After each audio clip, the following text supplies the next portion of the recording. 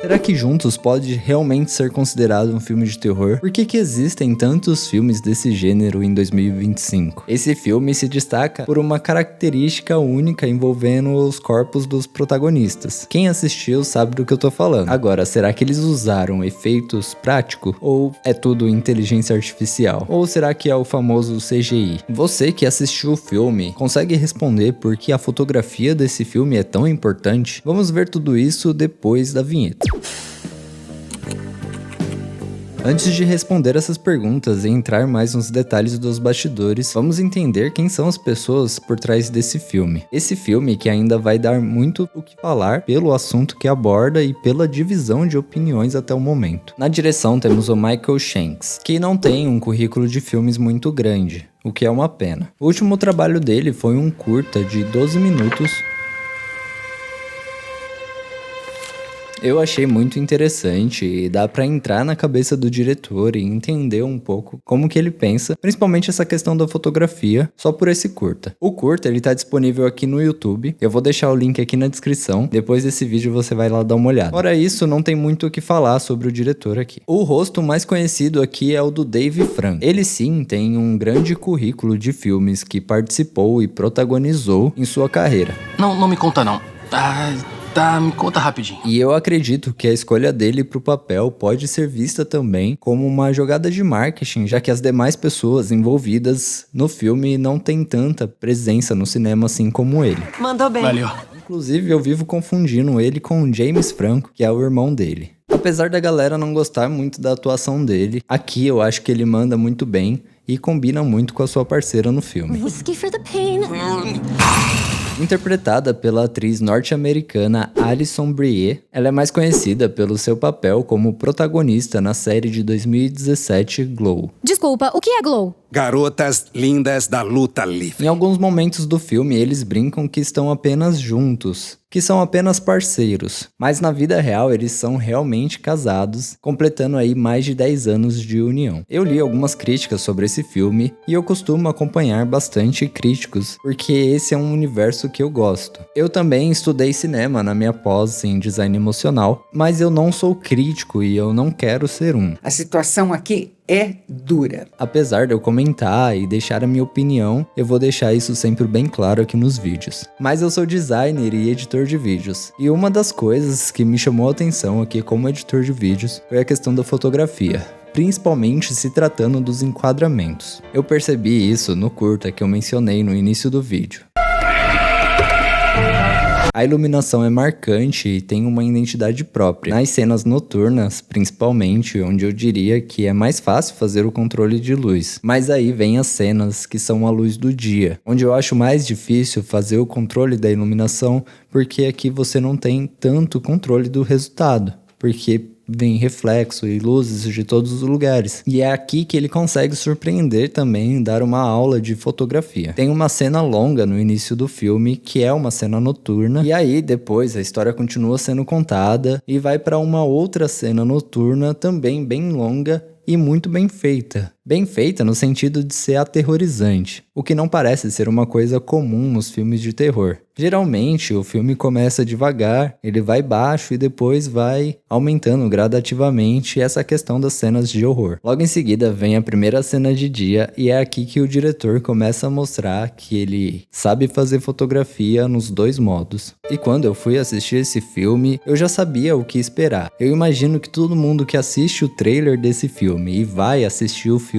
já vai meio que sabendo o que esperar. E já consegue imaginar como a história vai se desenrolar. O filme ele tem uma ideia simples e totalmente previsível, mas por se tratar de algo visceral, o body horror, que vem se popularizando, e aqui eu também acho que é outra jogada de marketing, você fazer um filme nesse gênero, as pessoas querem ver, mesmo sabendo qual é a proposta do filme. E nesse ambiente simples e previsível que a gente acaba se surpreendendo com detalhes simples, como a fotografia no meu caso. A primeira coisa que você precisa entender sobre fotografia são os enquadramentos. Cada enquadramento tem nomenclaturas específicas e elas são amplamente usadas no mundo do cinema e podem ser aplicadas para atingir diferentes objetivos dependendo do momento do filme. E aqui a gente tem que conhecer essa palavra plano. O plano ele pode significar duas coisas no filme. No momento da edição, se tratando do tempo do filme, o plano significa uma distância entre um corte e outro. Logo, o plano sequência é uma cena completa que não tem cortes. Nesse caso aqui, a gente também pode chamar de take. O outro significado de plano está mais ligado ao enquadramento de fato. Os três mais comuns são o plano aberto,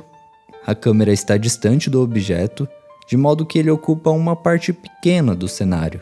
O plano médio, a câmera está a uma distância média do objeto, de modo que ele ocupa uma parte considerável do ambiente, mas ainda tem espaço à sua volta. O plano fechado, aqui a câmera está bem mais próxima do objeto, de modo que ele ocupa quase todo o cenário, sem deixar grandes espaços à sua volta. A partir dessas três variações, existem outros planos que podem ser combinados e transformados em algo único, mas eu não vou entrar em detalhes aqui para esse vídeo não se transformar em uma live de 1 hora, porque senão a gente vai ter que começar a falar do primeiro plano, o primeiríssimo plano, o plano detalhe, o plano conjunto, o plano americano e vários outros planos. Tem um que se chama plongée, que significa mergulho em francês. É quando a câmera ela vem de cima em direção ao objeto. E tem também o contre-plongée, que é quando a câmera vem de baixo. E por aí vai. Essa é a base para se criar uma boa fotografia. Essa base vai se misturar com a ideia da cena, as texturas, as cores, a iluminação, a trilha sonora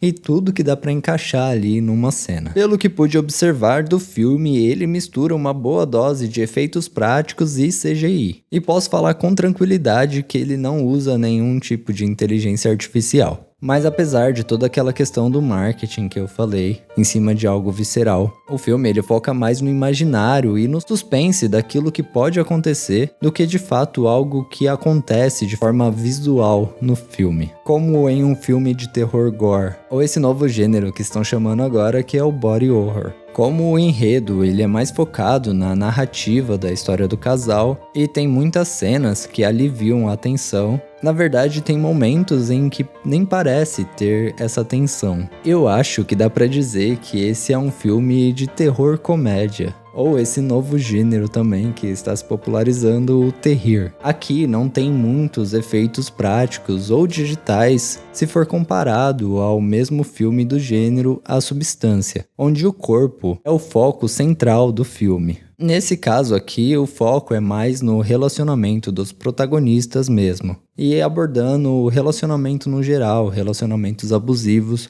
onde as pessoas vivem uma relação de codependência. Mas por que o cinema está ganhando tantos filmes de terror? Existe uma coisa chamada dinheiro. A boca e pega o dinheiro. É algo que não precisa de muita explicação. As produtoras estão se adaptando àquilo que está sendo vendido no mercado e ao que o público está procurando de fato.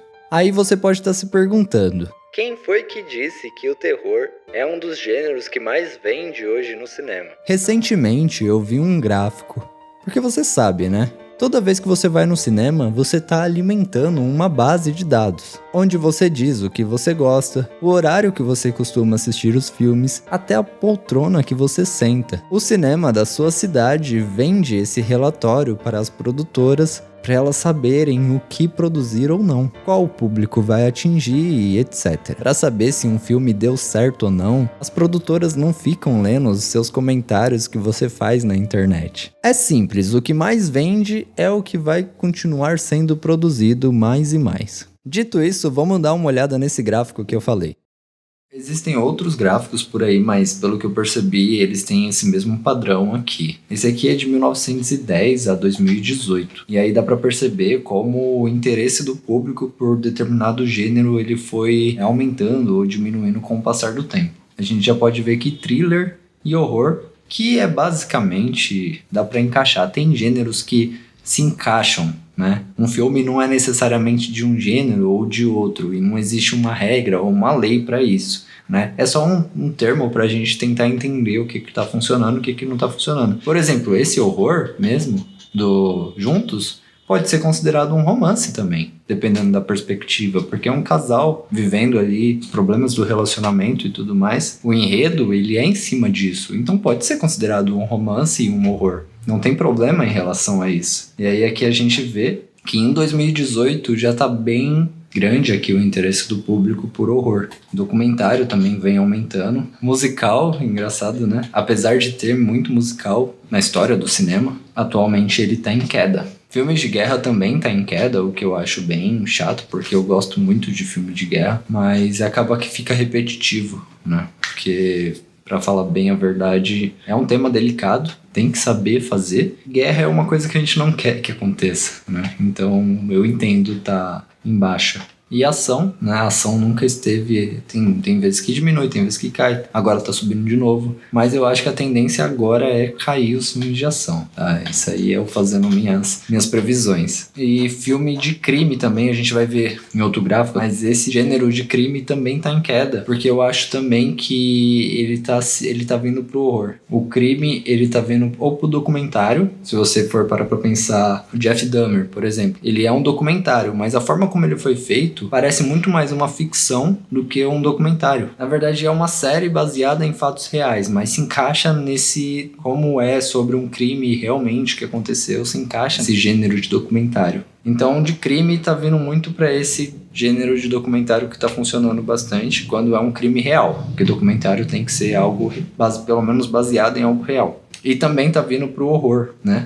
Pro horror ou pro thriller, dependendo do intuito ali do filme. Outro gráfico que eu peguei aqui, o outro era de 1910, esse é de 1894 a 2025, então ele é mais antigo e mais recente. O legal desse gráfico é que ele tem, parece que ele é mais preciso, né, e ele tem aqui as marcações de filmes que impactaram de alguma forma a história do cinema. Tem o horror, né, que é o terror, que é o tema desse. E aqui a gente vê em 2005 que teve um aumento no interesse de vários gêneros. E o documentário. É engraçado aqui o documentário, tem uma história que eu queria falar aqui, que o documentário, ele foi o primeiro gênero que existiu no cinema. No começo, olha que interessante, no começo não era permitido fazer filme de ficção. Existia um grande tabu, uma grande discussão de como que esses filmes, obviamente já existia ficção, quando surgiu o cinema estava muito em alta o teatro, e as pessoas achavam que o cinema não ia dar certo porque as pessoas gostam do teatro. Só que na câmera, nas gravações, ficava tão realista que as pessoas tinham medo de o público não entender e achar que aquilo estava realmente acontecendo. Então olha que louco, existia essa discussão de se podia ter ficção no cinema ou não, porque as pessoas iam acreditar muito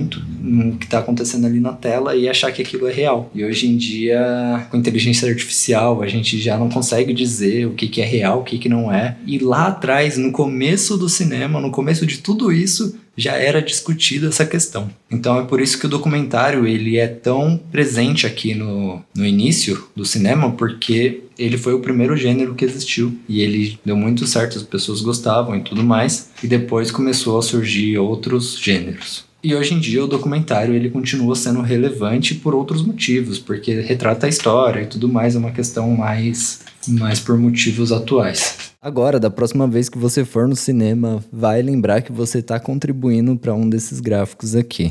Fala pessoal, meu nome é Gabriel Clemente, seja bem-vindo aqui ao meu canal. Deixa um like nesse vídeo, se inscreve se você gostou desse conteúdo. Eu vou deixar aqui na tela outro vídeo para você assistir, caso você tenha interesse. Obrigado por assistir até aqui e até a próxima.